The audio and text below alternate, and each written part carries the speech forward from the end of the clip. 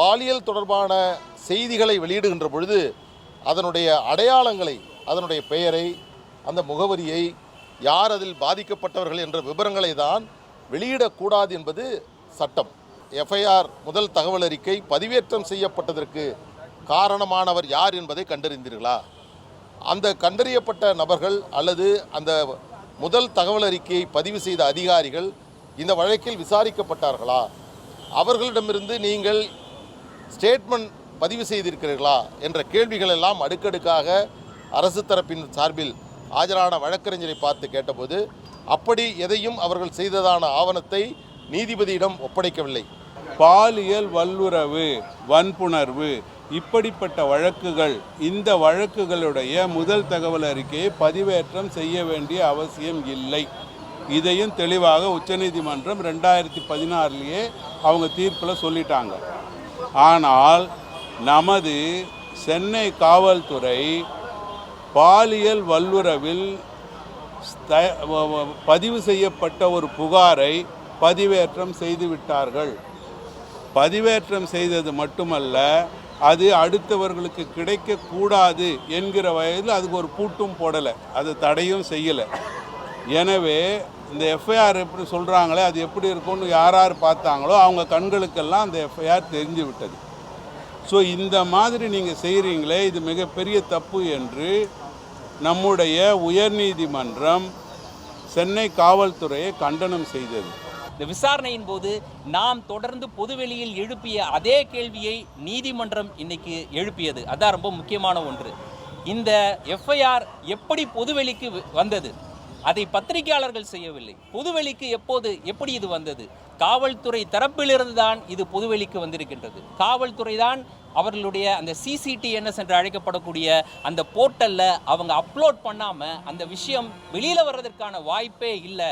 அப்படின்ற போது நீங்கள் உங்களுடைய விசாரணையை எங்கிருந்து தொடங்க வேண்டும் அப்படின்னு நீதிபதி மிக சரியான, நாம் தொடர்ந்து பொதுவெளிகளில் எழுப்பி கொண்டிருந்த அந்த கேள்வியை இன்றைக்கு நீதிபதி அவர்கள் அரசு தரப்பிடம், அதாவது காவல்துறை தரப்பிடம் அந்த கேள்வியை முன்வைத்தார்கள். அந்த கேள்விக்கு SIT தரப்பில் பதில் இல்லை.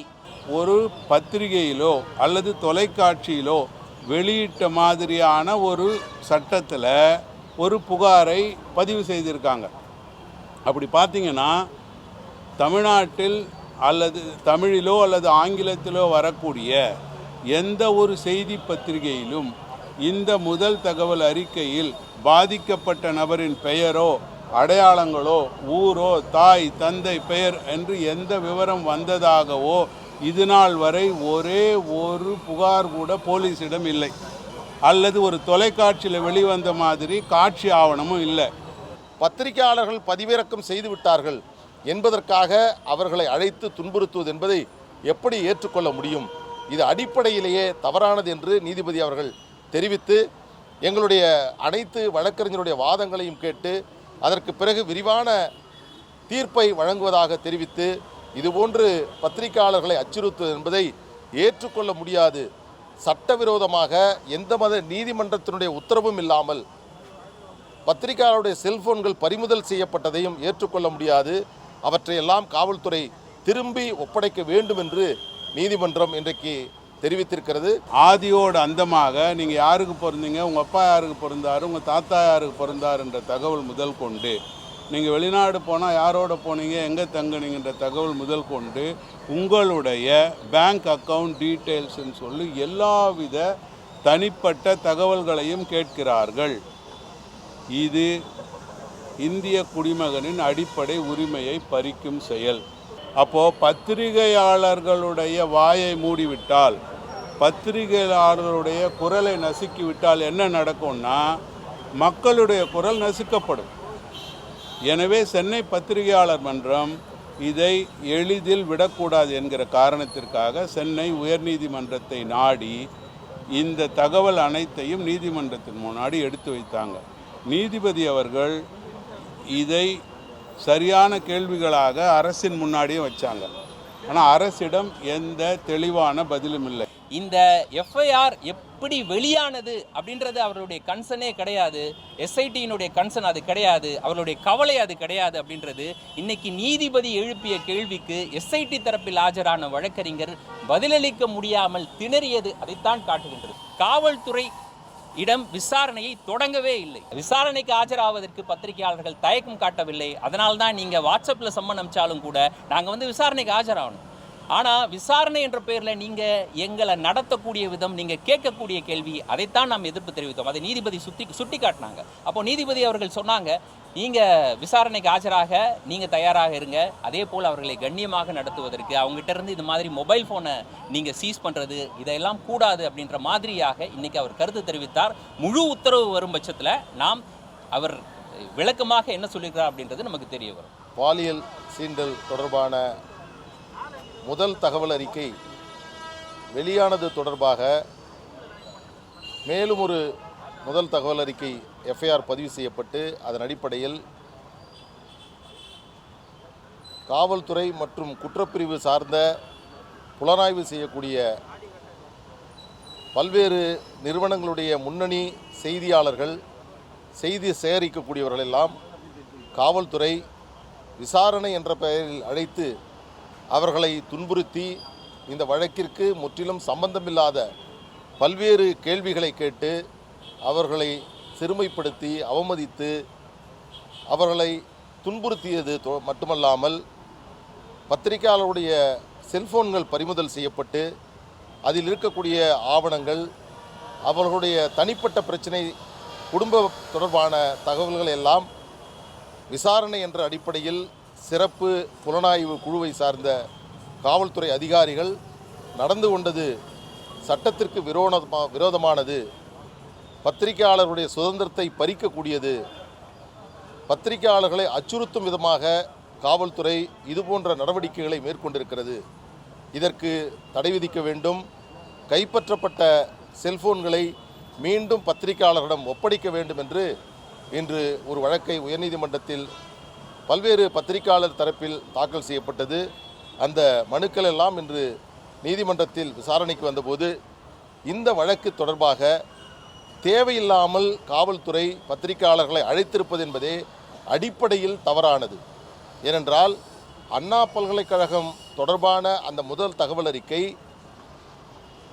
தொழில்நுட்ப பிரச்சனையின் காரணமாக தவறுதலாக பதிவேற்றம் செய்யப்பட்டுள்ளது என்று சென்னை மாநகர ஆணையர் மற்றும் காவல்துறை அதிகாரிகள் தெரிவித்திருக்கக்கூடிய வேளையில் பதிவேற்றம் செய்யப்பட்டது என்பது காவல்துறை மற்றும் அந்த தொழில்நுட்பத்தினுடைய சார்ந்தவர்களுடைய பிரச்சனையின் காரணமாகத்தான் அது பதிவேற்றம் செய்யப்பட்டிருக்கிறது.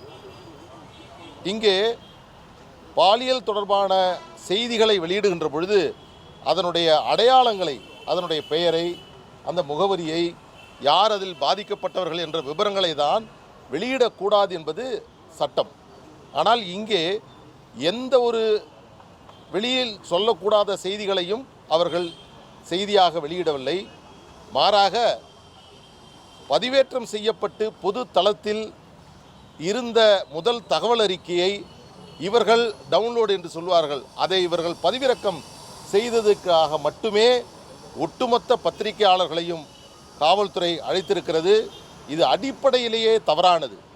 இதை ஏற்றுக்கொள்ள முடியாது. ஜனநாயகத்தில் 4வது தூணாக இருக்கக்கூடிய பத்திரிகையாளர்களுடைய சுதந்திரத்தை, கருத்து சுதந்திரத்தை, அவர்களுடைய பத்திரிகையாளர்களாக செய்யக்கூடிய பணிகளை அச்சுறுத்தும் விதமாக இந்த செயல் அமைந்திருக்கிறது என்பதை இன்று நீதிமன்றத்தில் நாங்கள் எடுத்துச் சொன்னோம்.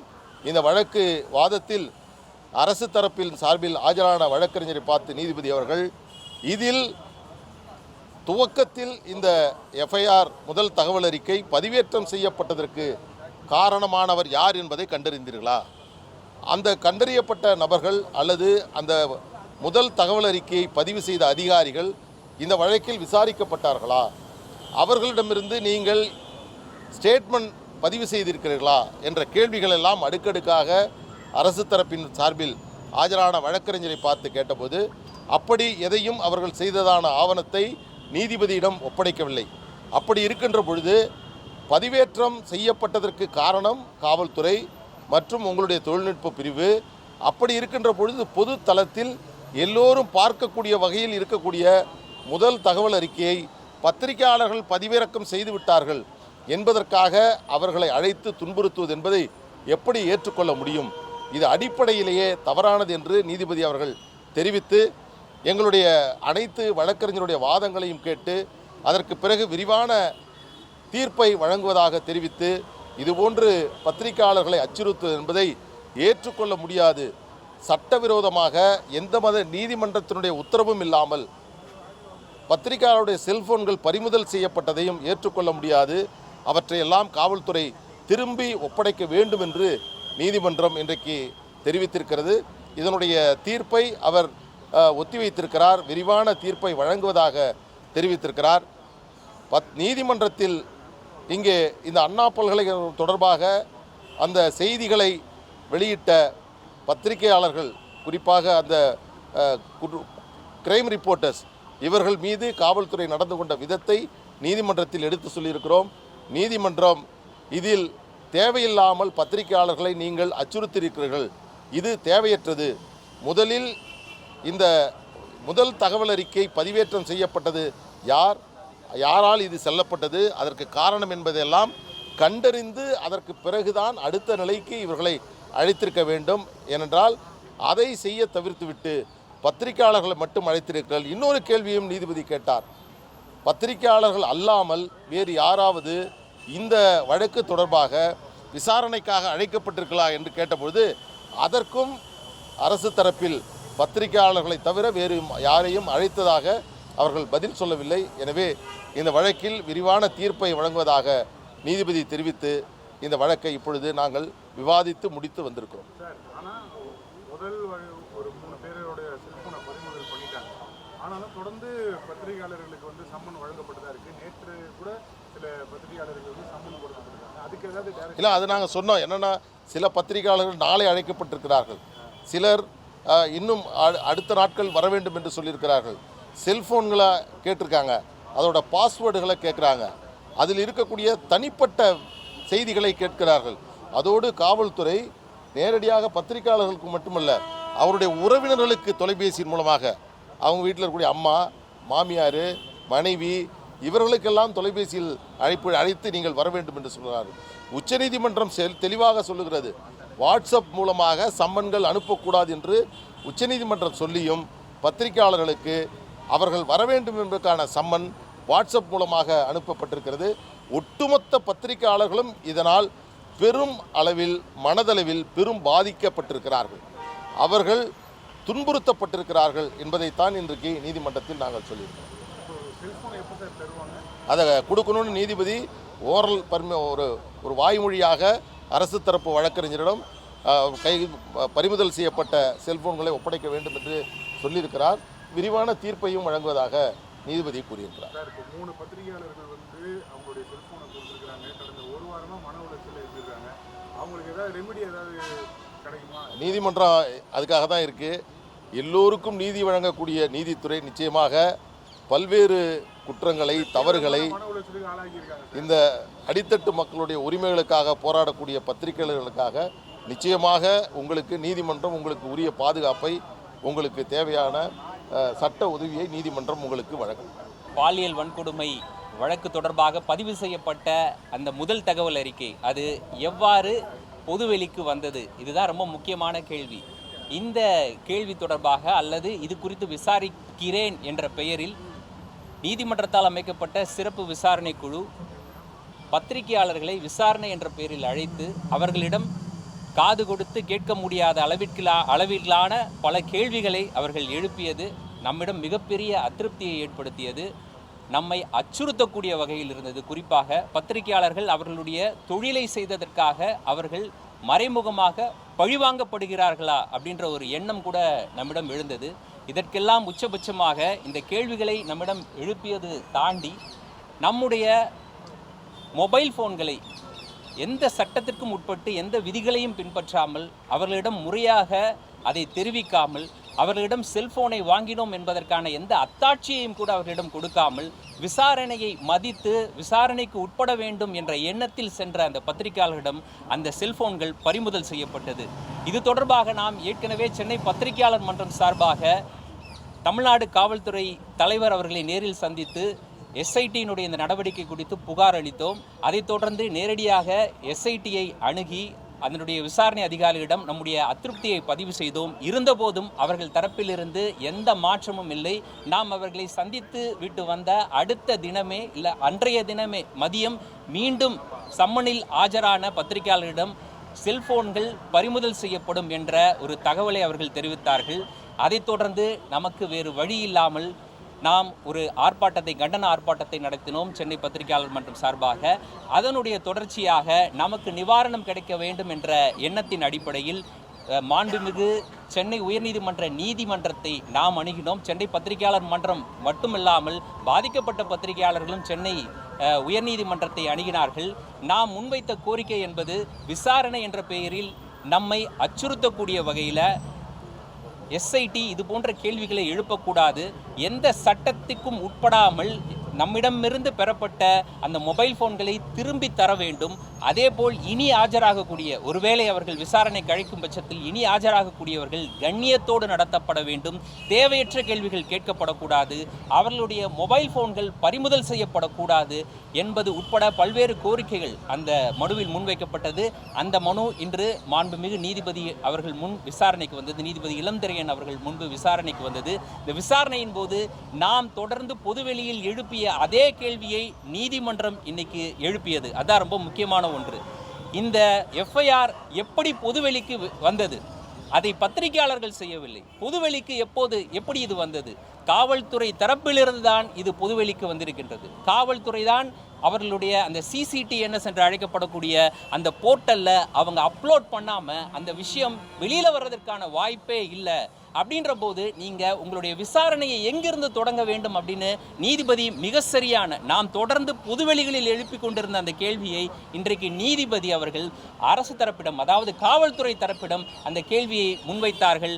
அந்த கேள்விக்கு SIT தரப்பில் பதில் இல்லை. இதுதான் கவனிக்க வேண்டிய விஷயம். ஆகவே ஒரு விஷயம் ரொம்ப தெளிவாக தெரியுது. இந்த எஃப்ஐஆர் எப்படி வெளியானது அப்படின்றது அவர்களுடைய கன்சர்னே கிடையாது.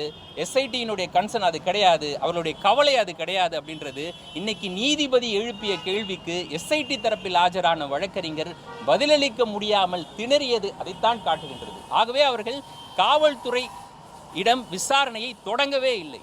நேரடியாக பத்திரிகையாளர்களை அவர்களுக்கு கண்ணில் பட்ட இல்லை அவர்களுக்கு விரும்பிய வகையில் எல்லாருக்கும் சம்மன் அனுப்பிச்சு. நம்ம எல்லாருக்குமே தெரியும் சம்மனை பொறுத்த வரைக்கும் அந்த சம்மனும் கூட சட்டப்படி அனுப்பப்படவில்லை, நேரில் வந்து கொடுக்கப்படவில்லை, போஸ்ட் மூலமாக அனுப்பப்படலை. சாதாரணமாக வாட்ஸ்அப் மூலமாக சம்மன் அனுப்பி அவர்கள் நம்மை வரவழைத்தார்கள். அப்படியாக ஒரு சம்மனை பெற்றாலும் கூட இந்த வழக்கினுடைய முக்கியத்துவத்தை கருதி நாம் சட்டத்தை மதித்து அவர்கள் முன் ஆஜரானோம். ஆனால் சட்டத்திற்கு புறம்பாக அவர்கள் நடந்து கொண்டார்கள்.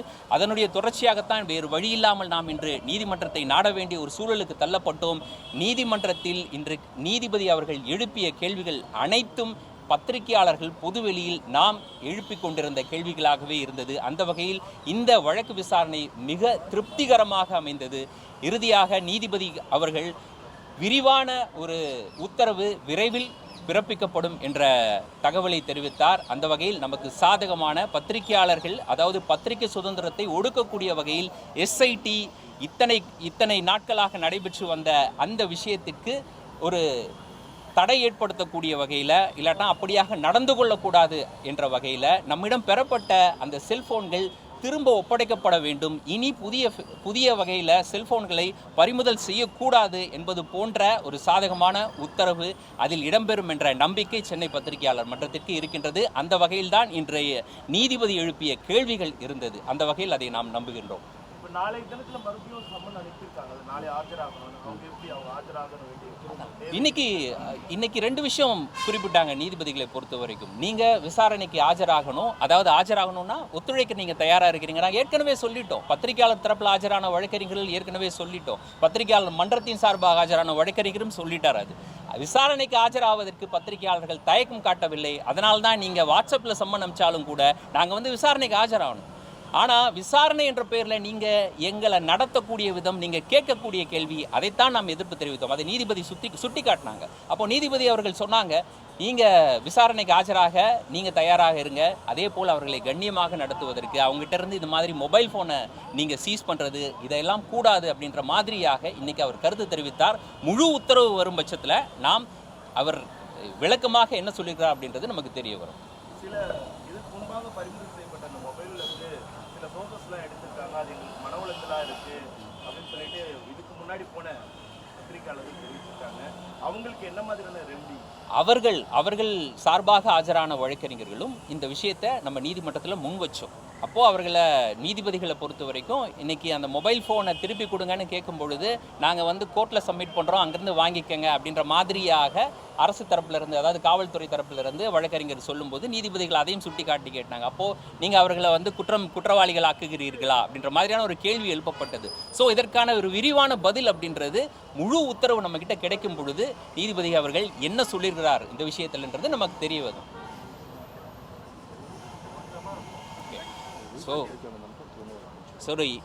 இறுதியாக ஒரே ஒரு விஷயம், இது ஒரு வெற்றியாக இருந்தாலும் அடுத்தடுத்து ஒருவேளை இதையும் மீறி இப்போது காவல்துறை தரப்பில் இருந்தோ இல்லை வேறு வகையிலேயோ பத்திரிகையாளர்களுக்கு ஒரு நெருக்கடி கொடுக்கப்படும் பட்சத்தில் அவர்களுக்கு நீதி கிடைப்பதற்காக கடைசி வரை எந்த எக்ஸ்டெண்டுக்கும் போய் சென்னை பத்திரிகையாளர் மன்றம் அவர்களுக்கு உறுதுணையாக இருக்கும் அப்படின்றத இந்த இடத்துல பதிவு செய்கிறோம்.